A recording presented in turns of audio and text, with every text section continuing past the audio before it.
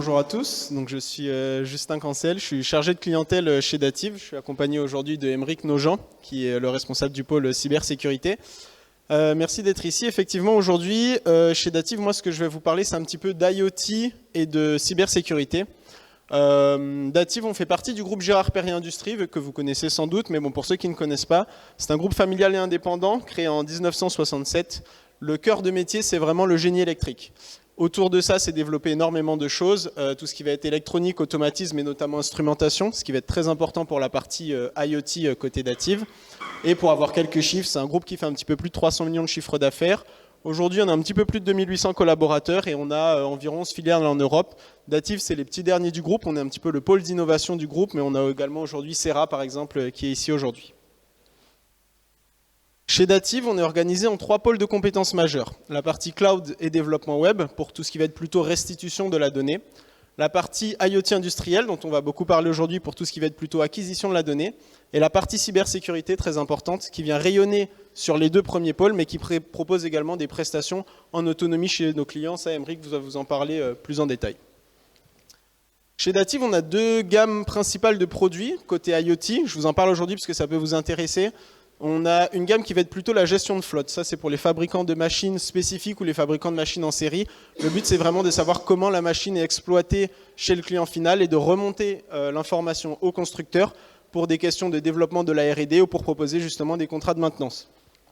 L'autre partie, c'est vraiment tout ce qui va être plutôt monitoring industriel, là avec également beaucoup d'IoT, avec 3 principaux produits qui sont DataProcess et DataPower, qui vont être respectivement pour tout ce qui va être suivi de process et de maintenance, DataPower plutôt pour la partie énergie, même si c'est 2 mondes qui vont très souvent converger, également DataMountain qui est un produit un petit peu plus de niche pour tout ce qui va être exploitation des domaines skiables.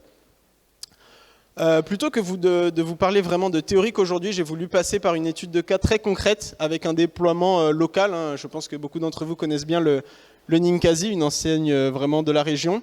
On a fait un déploiement au Ninkasi et je vais vous parler un petit peu de cette étude de cas pour voir comment l'IoT et nos solutions permettent de récupérer et d'exploiter de la donnée, que ce soit pour la partie énergie ou pour la partie maintenance. Très concrètement, donc au Ninkasi, c'est une brasserie-distillerie, ils font des bières, des spiritueux, des choses comme ça. On est venu installer donc un module qu'on a développé en interne qui s'appelle Data Acquisition, qui est un middleware qui va permettre de récupérer de la donnée directement sur site, donc installé dans l'infrastructure du client. Donc déjà là, une première contrainte cybersécurité. Et nous, le but là, c'était vraiment dans un premier temps de récupérer de la donnée. Donc d'abord, on est venu suivre tout ce qui est utilité, avec le suivi des consommations électriques au TGBT, de l'API Enedis pour avoir les consommations par période tarifaire, ça c'est très important. On récupère également tout ce qui est consommation de la chaudière directement via la supervision Babcock. L'important, c'est d'être vraiment capable d'intégrer des données de différentes sources avec différents protocoles. On suit également tout ce qui va être chez whisky pour le vieillissement du whisky. Donc là, très important de suivre tout ce qui est température, humidité, également les conso élec. On est également venu récupérer tout ce qui est tertiaire. On a beaucoup de nos clients qui nous ont fait cette demande. En fait, beaucoup sont soumis à ce qu'on appelle le décret tertiaire, pour ceux qui connaissent. Et justement, pour suivre tout ce qui va être tertiaire, on doit vraiment séparer tout ce qui est production de tout ce qui est administratif et récupérer les données spécifiques liées à l'administratif, électricité, chauffage et j'en passe.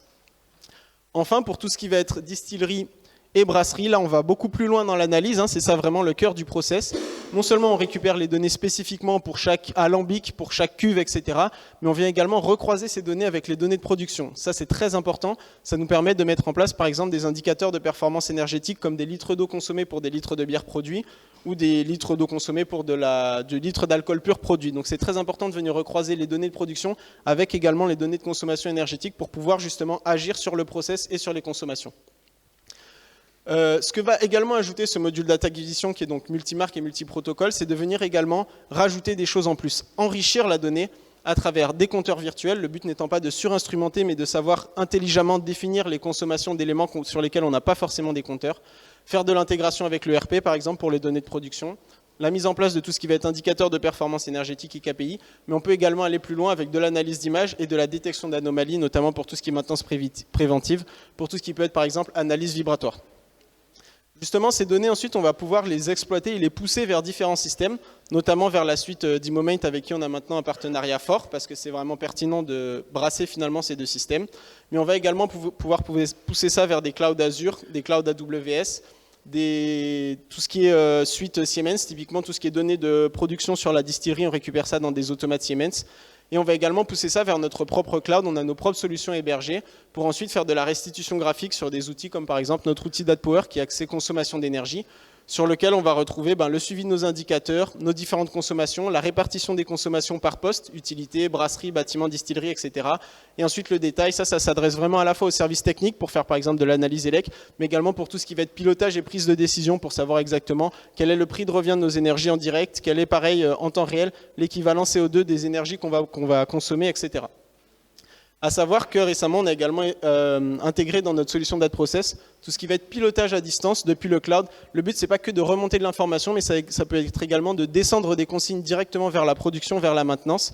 Et justement, dans cette partie pilotage à distance, c'est là qu'on a des grosses contraintes cybersécurité qui viennent également s'ajouter. C'est pour ça que je vais laisser la parole à Emery qui va vous parler un petit peu plus en détail de cybersécurité. Merci. Merci beaucoup. Alors effectivement, je suis Aymeric Nogent, le responsable du pôle cybersécurité de Dativ. Chez Dativ, sur la partie cybersécurité, on a plusieurs enjeux. En plus de sécuriser les solutions de monitoring qu'on est capable de proposer à des clients, on vient également sécuriser tout un tas de sites industriels. Et pour ça, je vais poser une petite question dans la salle. Je pense qu'il y a beaucoup d'industriels. Est-ce que vous saurez me dire l'ensemble des équipements qui sont interconnectés sur votre réseau industriel de manière très précise pour que nous, derrière, on puisse le sécuriser ? Voilà, c'est parfait. Donc en fait, pourquoi la cybersécurité en industrie? Parce que, comme vous le savez, dans les systèmes industriels classiques de pilotage, on a pas mal de vulnérabilités qui sont au jour, et puis surtout beaucoup de vulnérabilités sur tout ce qui tourne autour des systèmes d'exploitation.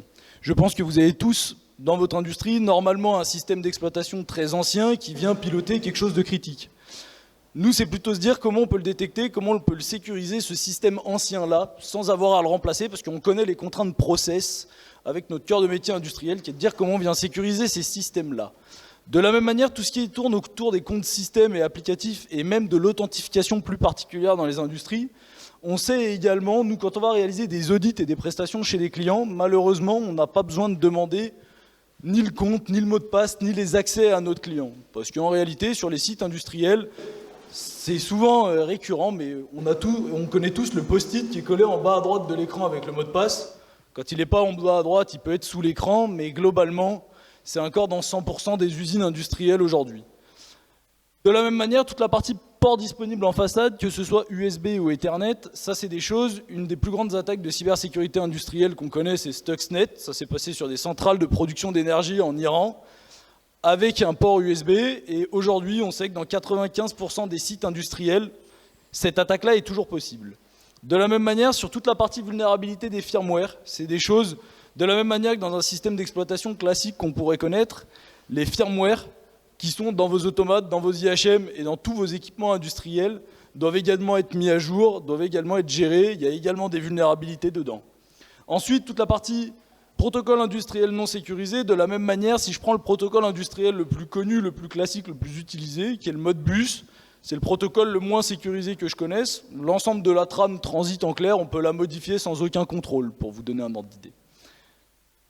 Ensuite, comment nous, Dativ, on accompagne nos clients dans ce processus de sécurisation?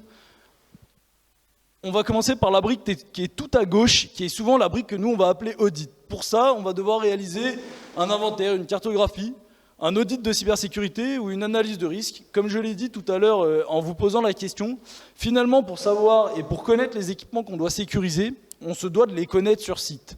Si demain, on n'a même pas ordre d'idée de la liste des équipements qui sont chez nos clients, c'est très compliqué de savoir comment on va les sécuriser si on ne sait même pas combien il y en a. Ensuite, on va être capable de déployer tout un tas de services de cybersécurité. Ça commence par du découpage réseau afin que le PC de la compta ne communique pas avec l'automate de la production, ou avec d'autres types de prestations comme du scellement de poste, du durcissement ou de l'intégration de sons d'IDS, notamment quand on va avoir de la visualisation sur le réseau particulièrement.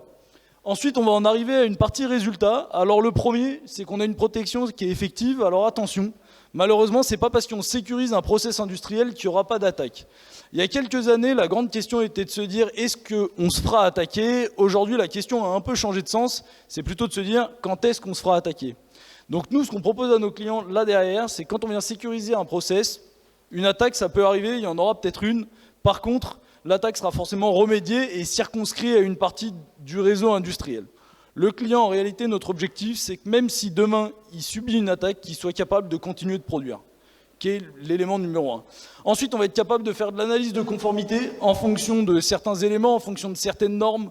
Beaucoup d'industriels commencent à nous parler de la NIS 2, il y en a peut-être qu'on a entendu parler dans la salle, qui est une norme gouvernementale européenne qui va être transposée fin d'année 2024 en France et qui imposera globalement à 18 secteurs d'activité de se mettre en conformité sur un grand nombre de normes cybersécurité. Beaucoup d'industriels en sont encore très loin. Et ensuite, sur toute la partie mesure, par rapport à tout ce qu'on a intégré, par rapport à des logs, à des éléments qu'on va avoir dans les équipements qu'on a intégrés, c'est finalement comment on va améliorer notre processus de sécurisation pour arriver finalement à la sécurisation ultime et pour qu'on puisse ainsi avoir le meilleur niveau pour nos clients. De ça, c'est surtout de dire qu'on accompagne nos clients dans le processus et qu'on ne déploie pas le maximum d'outils en un coup parce que le client va perdre finalement la connaissance de son process industriel et surtout va perdre la connaissance des produits qu'il aura intégrés. Par ça, je vais vous présenter 2 cas clients. Le premier, c'est chez un client industriel dans le nord de la France qui faisait des films de protection de surface. Protection de surface de tout type, c'est les films bleus que vous retrouvez chez beaucoup de produits quand vous les achetez.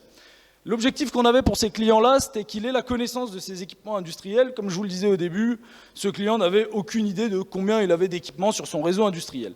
Ensuite, qu'il ait la connaissance de l'ensemble de ses risques et qu'il ait la connaissance de l'ensemble de ses failles de sécurité. Qu'il puisse, grâce à ça, créer une feuille de route de cybersécurité, qu'est-ce qu'il doit déployer et surtout, de manière, quelle urgence. Ensuite, de lui faire une analyse de risque et une visualisation en temps réel de son réseau par une intégration EBIOS-CRM. Quels sont les bénéfices? C'est très simple, on a détecté 80 équipements en plus qu'il ne connaissait pas, dont il n'avait même pas idée, il ne savait même pas que c'était intégré. Malheureusement, dedans, énormément d'outils de télémaintenance. Ce qui est un vrai problème, ça permet d'avoir un accès direct sur la production. Ensuite, on a détecté 10 sous-réseaux industriels qu'il ne connaissait pas, dont il n'avait pas eu usage et qui ont été intégrés par des intégrateurs au fil du temps. Et enfin, on a vu et détecté plus de 100 risques de cybersécurité industrielle, donc avec une certaine criticité, certains. Enfin, on en a une autre, qui est une entreprise de l'agro-industrie. Là, cette fois-ci, ils n'avaient pas non plus la connaissance de leurs équipements industriels, et c'était se dire comment ils vont pouvoir gérer l'obsolescence de leurs équipements. Finalement, sur des équipements qui sont très anciens, comment ils peuvent savoir quels sont les équipements qu'ils doivent remplacer? S'ils n'ont pas connaissance de leur nombre d'automates sur site, c'est assez compliqué de se dire le nombre et la quantité qu'on a à remplacer. Donc nous, on a réalisé une prestation chez eux. Ce qu'on a détecté, c'est plus de 130 équipements sur le réseau industriel, énormément d'automates, énormément d'IHM, dont ils n'avaient pas connaissance, en tout cas de la quantité globale. Ensuite, une connaissance de l'interconnexion entre différents bâtiments. Ça, c'était finalement la conclusion la plus étonnante, c'est que le site industriel n'avait pas connaissance de comment les différents bâtiments de son site communiquaient entre eux. Et on a découvert avec eux que c'était par du Wi-Fi. Et ensuite, la maîtrise de l'obsolescence de leurs différents équipements industriels pour qu'après, ils puissent proposer un plan d'amélioration continue et de remplacement de leurs différents équipements.